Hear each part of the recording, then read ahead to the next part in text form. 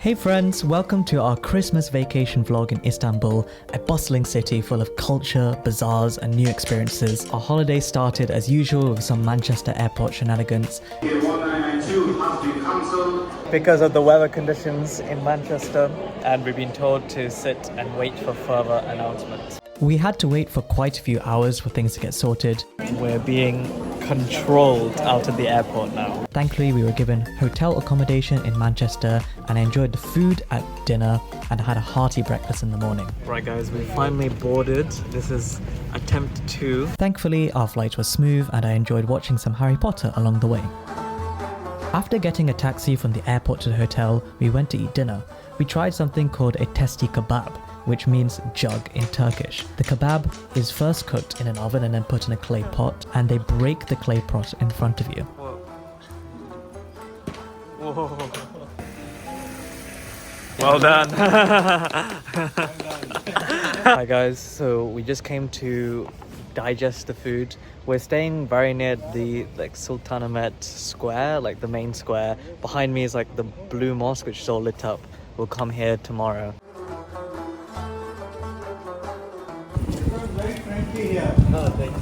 The next day we started at the Hagia Sophia Mosque. This was built in 537 AD by the Romans and was the largest cathedral in the world for almost 1,000 years before it was converted into a mosque in 1453. We're now inside the Blue Mosque. Apparently this was built kind of when the Ottoman Empire was a bit in decline, but one of the imperial architects made this like huge mosque, which is what we're in now. And apparently it caused some controversy because it was so grand a design that people thought it was rivaling the design of Mecca. Okay, I've just been doing some reading. So basically, Istanbul, previously called Constantine in like the Roman Empire, was a big city for trade by the sea and things, but it didn't have enough water, like drinking water for its own people. So Hadrian set up this water supply which used some like hydraulic engineering, which is pretty advanced if you think about how long ago this was, to supply water, and then it was distributed here into the palace system and then into the surrounding areas. And this structure has like stood the test of time for a long time, since like 532. The cisterns had very cool lighting, and there was also a few stones depicting Medusa in one of the corners.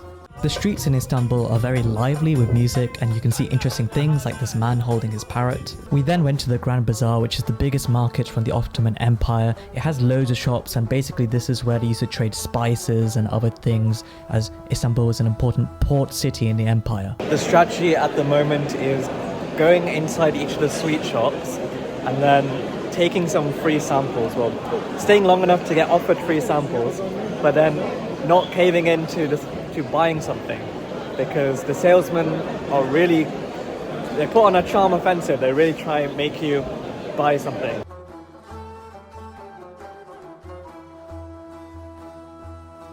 Basically, when you come to these markets or bazaars, you need to have your negotiating hats on, because when they sense foreign or touristy blood, they will jack up the prices. And we're trying to, whatever they say, we then offer 50%. But then only one person said, no, it's precious. And then we had to leave. But we'll see if we can get any more success with negotiating. I'm just sipping on some lemon mint tea. It's pretty strong, like it really clears the sinuses. In the evening, we had dinner with some family friends at this place called Nusrat. The next day, after coffee, we went to the Topkapi Palace, where all the sultans used to stay during the Ottoman Empire.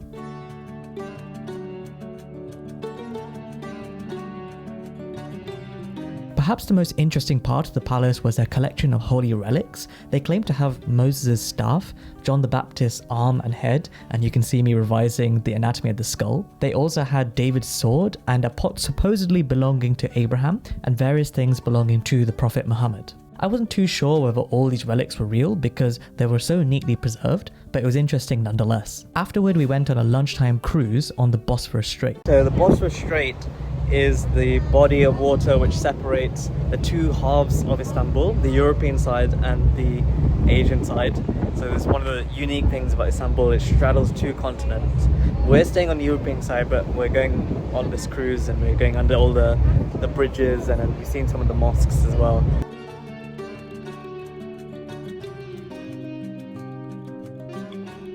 This is traditional Turkish coffee, which is heated on hot sand. We then had a very adventurous bus drive home. Am I enjoying the bouncy and dangerous bus ride? It looks very similar to our 4-vehicle travel when we went there. Yes. This is me doing a bit of work when we got back. Afterwards, we went to a smaller bazaar. Then in the evening, we had spa treatment at a Turkish Hamam, which is basically a bathhouse. Guys, we've had a very unique experience. We're at this Turkish bathhouse. I got some sherbet, but essentially we had a full body scrub. First, we went to a sauna for 20 minutes. Then they did some all different types of like soaps, and then massage, and then also foot massage. It took quite a lot of time, but it was fun.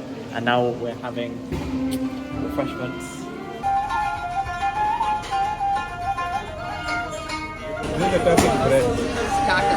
We got it for free. Second tea of the day, Turkish tea, along with a Turkish coffee as well. They always seem to throw in Turkish tea as a complimentary. What's your rating of the katmer? 5 out of 5. This is the breakfast we had on Christmas Day. You can see it's a lot healthier than the traditional full English fry-up. Then we went to the east side of Istanbul, where there were quite a few steep and narrow streets. It's a very steep incline to the Galata Tower. This big tower built in 528 AD and had good views of the city. They also had a model of the city at the top, but apart from that, there wasn't much going on in the tower.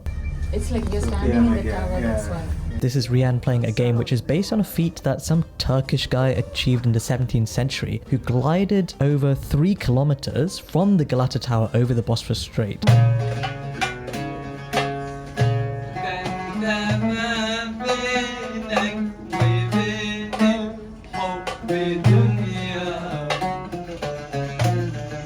Because it was Christmas Day, we decided to pop into a church. This is a church of St. Anthony of Padua, and there was a Christmas service going on when we went. We had lunch just off the bridge on the Bosphorus Strait. This is a salesperson who convinced us to eventually eat there, but unfortunately the food wasn't very good. So many people are fishing. Look how long the line goes. A very extreme road crossing occurring right now. We're literally in the middle of the road. Oh my gosh. This is the Spice Bazaar, which was even busier than the Grand Bazaar. There were also these teas with some magical properties, as you can see here. We're in the middle of the Spice Bazaar. As you can see, it's very crowded, even though it's a Monday afternoon, Christmas. You can see lots of people are doing deliveries by hand. Some motorbikes have tried to come here. Some kind of aggressive like sales. It's been pretty busy.